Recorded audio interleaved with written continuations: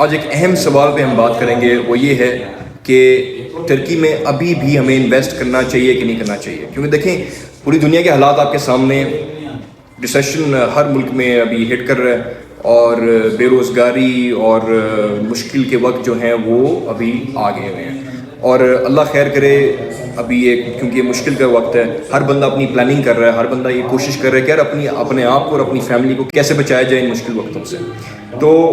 آپ کے پاس یہ سوال ہوگا ہمارے لیے اور جتنے میرے جیسے لوگ ہیں یہاں پر جو کام کر رہے ہیں، جو کمپنیز ہیں یہاں پر ریل اسٹیٹ کا کام کر رہی ہیں ترکی کے اندر، تو آپ کا سوال یہ ان سے نیچرلی ہوگا کہ یار ابھی ترکی میں ان حالات میں ہمیں پراپرٹی لینی چاہیے کہ نہیں لینی چاہیے. دیکھیں میرا رسپانس یہ ہوگا کہ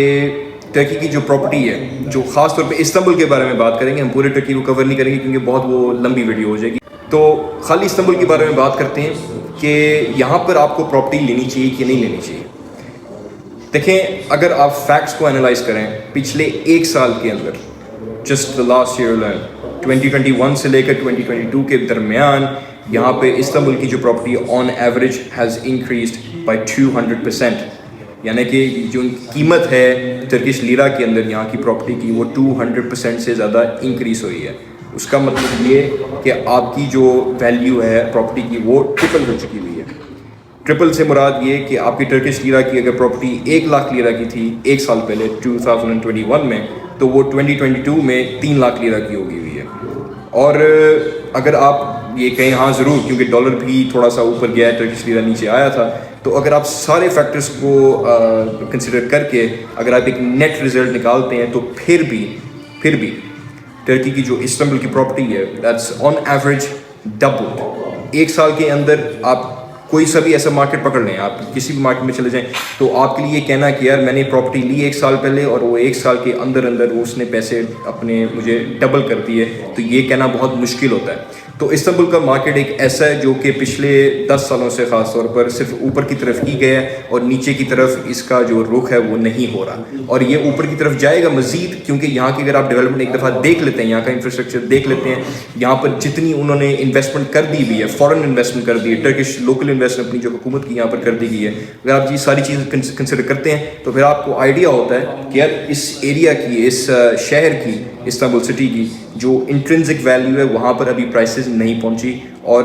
کیونکہ ابھی تک وہاں تک نہیں پہنچی، ابھی آپ کے پاس ٹائم ہے، ابھی آپ کے پاس اپرچونیٹی ہے کہ یہاں پر آپ پراپرٹی لیں، یہاں کا ابھی مارکیٹ کا فائدہ اٹھائیں، تاکہ ان دا فیوچر آپ کو اور آپ کے بچوں کو اس ایسٹ اپریسیشن کا اور رینٹل انکم گروتھ کا فائدہ ہو. اور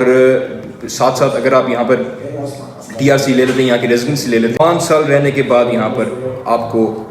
ٹرکش پاسپورٹ جو ہے اس کے لیے آپ ایلیجیبل ہو جاتے ہو، اور ٹرکش پاسپورٹ آپ یہاں پر اپلائی کر سکتے ہو. تو اگر آپ میرے سے پوچھیں کہ ابھی یہ صحیح ٹائم ہے ٹرکی میں انویسٹ کرنے کے لیے کہ نہیں، تو میرا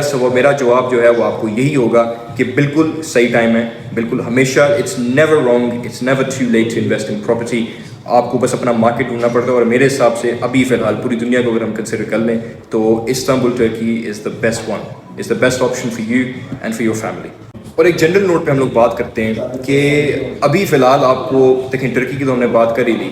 کہ یہاں پر استنبول میں آپ کو پراپرٹی خریدنی چاہیے ابھی ان وقتوں میں کہ نہیں خریدنی چاہیے. لیکن اس کے علاوہ ہم جنرل بات کرتے ہیں کہ ایک ریسیشن کے دوران آپ کا جب پیسہ جو ہے جو ڈی ویلیو ہو رہا ہے، اسینشلی انفلیشن آپ کی اٹس گوئنگ تھرو دا روف، یہ اتنی زیادہ بڑھ رہی ہے کہ آپ کے پیسے کی جو ایک پاور ہے، جو پرچیزنگ پاور ہے، وہ ختم ہو رہی ہے. ٹھیک ہے، آپ جتنے اگر 100 روپے کا نوٹ ہے وہ پہلے آپ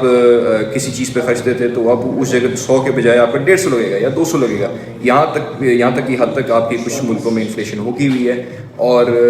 اس میں بہتر یہی ہوتا ہے کہ آپ ان وقتوں میں ایک ہارڈ ایسٹ خریدیں، ایک ریئل ایسٹ خریدیں جس میں آپ کے پیسے جو ہیں، آپ کی ویلتھ جو وہ پارک ہو جائے. تو جیسے ہی جب اکانومی اپنے آپ کو کریکٹ کرے، جب ریسیشن سے بوم کی طرف آئے، تو آپ کی پراپرٹی کی جو آپ کے ایسٹ کی ویلیو اسی حساب سے وہ بڑھ جاتی ہے. ویئرز کیش کبھی بھی جو انفلیشن ہے وہ کبھی بھی ریورس نہیں ہوگی، ہمیشہ آگے کی طرف ہی جائے گی، یا سلولی جائے گی یا تیزی سے جائے گی، لیکن آپ کا کیش ڈی ویلیو ہوگا. لیکن آپ کا اگر ریئل اسٹیٹ ایسٹ ہے، اگر آپ کا ہارڈ ایسٹ ہے، ریئل ایسٹ ہے آپ کا، تو اس میں یہ فائدہ آپ کو ہوتا ہے کہ اکانومی کا جو بھی فیس چل رہا ہے اس کے حساب سے وہ اپنے آپ کو کریکٹ کرے گا اور آپ کی ویلتھ جو ہے وہ پروٹیکٹڈ رہتی ہے. سو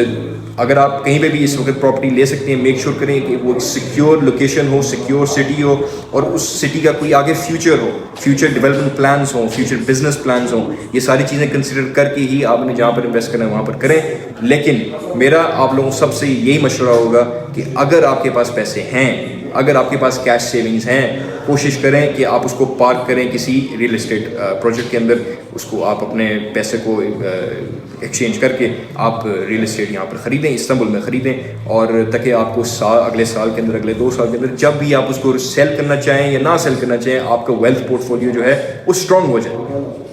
آج ہماری گفتگو ہوتی ہے ختم یہیں پر، اور انشاءاللہ ملتے ہیں جلدی. خدا حافظ.